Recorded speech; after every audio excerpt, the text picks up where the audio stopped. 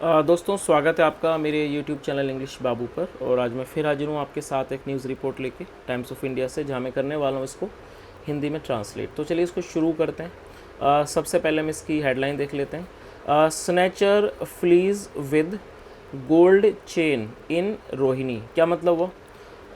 देखिए, ये जो वर्ड है स्नैचर, इसका मतलब होता है झपट मार, और फ्ली का मतलब होता है भाग जाना। तो यहाँ पर आप देख रहे हैं फ्लीज़, ये जो है वर्ब की फिफ्थ फॉर्म है। ये प्रेजेंट इंडेफिनिट दिखा रहा है, लेकिन एक्चुअली में जो न्यूज़पेपर की हेडलाइंस होती हैं वो प्रेजेंट इंडेफिनिट में ही लिखी जाती हैं। लेकिन ये जो है कि घटना हो चुकी है।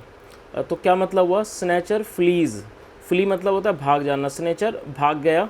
With gold chain, with gold chain मतलब सोने की चेन के साथ, इन रोहिणी, रोहिणी में। तो दोस्तों ये इसकी हेडलाइन थी। अब मैं इस आर्टिकल को पढ़ना शुरू करता हूँ। आपसे रिक्वेस्ट है आप इसे ध्यान से सुने ताकि आप इसको अच्छे से समझ सकें, और जो भी वर्ड मीनिंग आपको लगे ज़रूर ही आप उसको ज़रूर ही नोट करें। A women was targeted by a person who snatched her gold chain at gun point at KN Katju Marg. क्या मतलब हुआ इसका?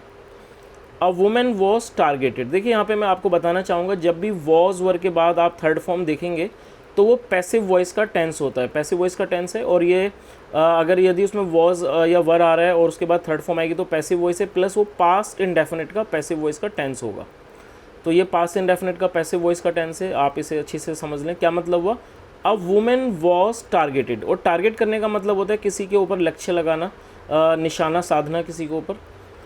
अ वुमेन वॉज टारगेटेड मतलब कि एक महिला को टारगेट किया गया, वॉज टारगेटेड। जैसे मैंने आपको बताया, टारगेट होता है किसी पर निशाना साधना। अ वुमेन वॉज, एक महिला को टारगेट किया गया, टारगेटेड बाय अ पर्सन, एक पर्सन के द्वारा, मतलब कि एक व्यक्ति के द्वारा। हु स्नैच्ड, देखिए जो हु है ये रिलेटिव प्रोनाउन है। जब हम किसी व्यक्ति का से कोई चीज़ रिलेट कराते हैं तो यहाँ पर हु का प्रयोग किया जाता है। तो क्या मतलब हुआ? हु स्नैच्ड मतलब कि जिसने। अब यहाँ पर ये जो वर्ड है हु, इसका क्या मतलब है? यहाँ पर जिसने, जिसने के लिए हु का प्रयोग किया जा रहा है। हु स्नैच्ड मतलब ये सेकंड फॉर्म है, स्नैच मतलब छीनना, और ये सेकंड फॉर्म है हु स्नैच मतलब जिसने छीन ली। Her gold chain, her gold chain. देखिए यहाँ पर मैं आपको एक बात और बताना चाहूँगा। अब ये देखिए यहाँ पर हर है, तो यहाँ पर हर क्यों है? क्योंकि यहाँ पर हर गोल्ड चेन लिखा है। हर यहाँ पर इसलिए क्योंकि यहाँ पर एक फ़ीमेल के बारे में बात हो रही है। तो अगर यहाँ पर ये कोई मेल के बारे में बात होती तो यहाँ पर हर नहीं होता, यहाँ पर हिज होता है। लेकिन फ़िलहाल ये फीमेल के बारे में बात हो रही तो यहाँ पर हर लिखा हुआ है। तो आप इन चीज़ों पर भी ध्यान दें। क्या मतलब हुआ? हु स्नैच्ड, जिसने छीन ली। हर गोल्ड चेन मतलब उनकी सोने की chain. At gun point, at gun point मतलब कि बंदूक की नोक पर। कहाँ? एट KN काटजू मार्ग। कहाँ पर? एट KN काटजू मार्ग, काटजू मार्ग पर। ये कोई जगह का नाम है, KN काटजू मार्ग। The victim was identified. देखिए ये भी पैसिव वॉइस का टेंस हो गया। द विक्टिम, विक्टिम का मतलब होता है पीड़ित। द विक्टिम वॉज आइडेंटिफाइड, उनकी पहचान की गई। एज माला मित्तल मतलब कि उनकी पहचान हुई है, कैसे की गई? कैसे? एज माला मित्तल, माला मित्तल के रूप में। हु लिव्स, आप देखिए यहाँ पर लिव्स, आप देखते हैं ये वर्ब की फिफ्थ फॉर्म है, जिसका मतलब होता है रहना। इसकी फर्स्ट फॉर्म लिव होती है। तो मैं आपको बताना चाहूँगा, जब हम कोई ऐसा वाक्य बनाएंगे जो प्रेजेंट इंडेफिनिट होता है और वहाँ पर सिंगुलर नाउन सब्जेक्ट होता है, तो वहाँ पर वर्ब की फिफ्थ फॉर्म का प्रयोग किया जाता है। तो क्या मतलब हुआ? हु, और ये भी एक रिलेटिव प्रोनाउन है। हु लिव्स, जो रहती हैं इन रोहिणी सेक्टर 16, मतलब जो कहाँ रहती हैं? इन रोहिणी सेक्टर 16, रोहिणी सेक्टर 16 में। आगे देखिए,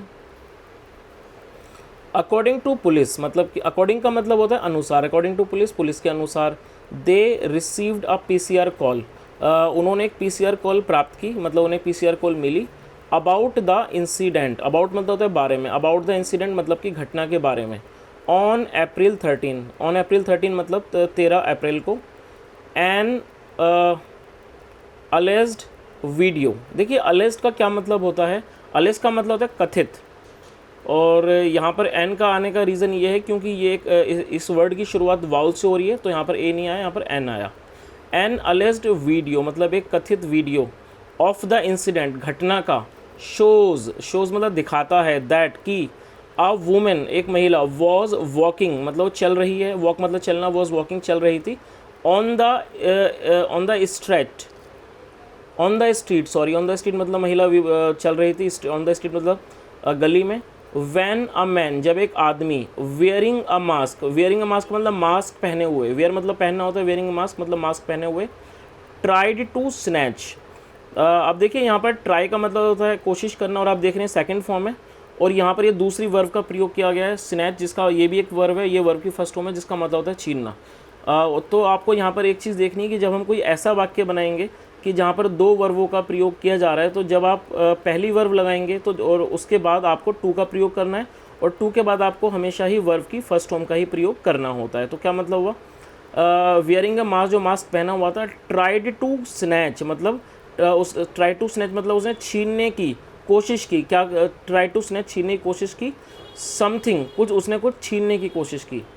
अ मैन एक आदमी, हु वॉज इनसाइड मतलब कि जो अंदर था, who was inside a near by shop, क्या मतलब हुआ, अ मैन एक आदमी, who was inside a near by shop मतलब कि जो कि एक नियर बाई मतलब नज़दीकी दुकान के अंदर था, इनसाइड मतलब अंदर, inside nearby shop, ran to help her. अब देखिए ये रन की सेकंड फॉर्म है, इसका मतलब क्या, भागना। फर्स्ट फॉर्म इसकी रन होती है, सेकंड है रैन।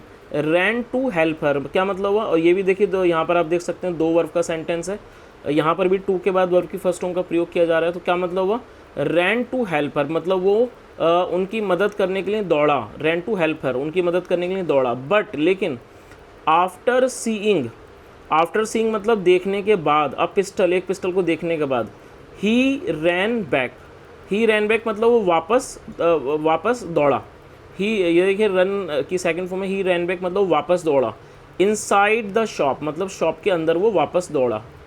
मीनवाइल, मीनवाइल का मतलब होता है इस दौरान, आप इस वर्ड को नोट कर सकते हैं, मीनवाइल मतलब कि इस दौरान, द वुमेन वॉज स्क्रीमिंग, देखिए स्क्रीम करने का क्या मतलब होता है, आप इस वर्ड को नोट कर लीजिए, स्क्रीम करने, स्क्रीम का मतलब होता है चिल्लाना, डर की वजह से या किसी भी दहशत की वजह से जब कोई व्यक्ति चिल्लाता है तो उसको स्क्रीम कहा जाता है। वैसे चिल्लाने को शाउट भी कहते हैं, लेकिन जब कोई व्यक्ति डर से चिल्लाता है तो उसके लिए हमें स्क्रीम शब्द का प्रयोग करना होता है, जो कि एक वर्ब है, और ये वर्ब की फोर्थ फॉर्म है क्योंकि इसमें आईएनजी लगा हुआ है। और जब भी वॉज वर्ब के बाद कोई फोर्थ फॉर्म आएगी, जैसा आप यहाँ देख सकते हैं, तो वो पास्ट कॉन्टिन्यूस का टेंस होता है। तो क्या मतलब हुआ, मीनवाइल इस दौरान, द वुमेन वॉज स्क्रीमिंग मतलब इस दौरान जो महिला थी वॉज स्क्रीमिंग, वो चिल्ला रही थी, बट लेकिन द अक्यूज जो आरोपी है, एट गन पॉइंट, वो मतलब गन पॉइंट पर, स्नैच्ड हर चेन उसने क्या करा, उसने स्नैच कर ली, छीन ली, हर चैन उनकी चैन को, एंड फ्लैड, और ये फ्ली की सेकंड फॉर्म है, एंड फ्लैड मतलब भाग गया। द एक्यूज्ड, देखिए एपिस्ट्रोफी ऐसे इसका मतलब होता है काके की, द एक्यूज्ड मतलब आरोपी की, एक्यूज एसोसिएट मतलब जो आरोपी का एसोसिएट था, एसोसिएट का मतलब होता है सहयोगी, वॉज वेटिंग मतलब इंतज़ार कर रहा था, ऑन ए बाइक एक बाइक पर, and both of them fled और वो दोनों क्या करें, फ्लैड मतलब भाग गए, ये भी फ्ली की सेकंड फॉर्म है, बोथ ऑफ देम फ्लैड दोनों भाग गए। आगे देखिए, a case has been registered, ये पैसिव वॉइस का टेंस है, हैज़ बीन और हैव बीन के बाद जब थर्ड फॉर्म आएगी, एक केस को दर्ज कर लिया गया है, एक केस दर्ज कर लिया गया है, एंड और N investigation is under way मतलब कि जो इन्वेस्टिगेशन है मतलब जांच है वो क्या है, इज़ अंडर वे मतलब कि वो की जा रही है, जारी है। टू ट्रेस, ट्रेस मतलब का मतलब होता है किसी का पता लगाना, टू ट्रेस, ट्रेस करने के लिए, पता लगाने के लिए, द एक्यूज्ड आरोपी का। वी हैव फॉर्म्ड, फॉर्म का मतलब होता है गठित करना, वी हैव फॉर्म्ड हमने गठित की है, मल्टीपल टीम्स, मल्टीपल मतलब होता है कई, अनेक, मल्टीपल टीम्स हमने अनेक टीमों को गठित किया है। टू नैब, टू नैब मतलब पकड़ने के लिए, द एक्यूज्ड आरोपी को, एन ऑफिसर सेड एक अधिकारी ने कहा। तो दोस्तों ये एक आर्टिकल था जो मैंने आपके सामने भी ट्रांसलेट किया है, मैंने पूरी कोशिश की आपको हर वर्ड की मीनिंग बताने की।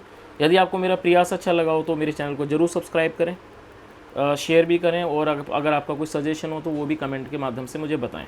सुनने के लिए thank you so much, have a nice day and bye.